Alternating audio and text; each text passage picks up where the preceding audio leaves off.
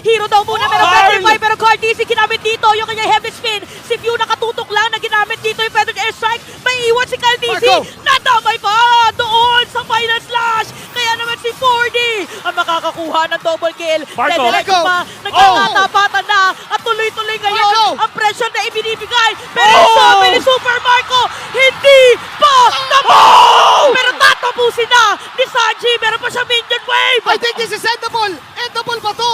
Pag nasa gitna yung minion wave, Tapos tapos 20 na ata! seconds, it's over! Sanji! Tatapusin niya Ang to mag-isa! tagumpay! The last man standing. Tatanggi niya yung Torre. Ito na yata kayang-kaya at makikita natin ngayon This na is sa it. magtatapos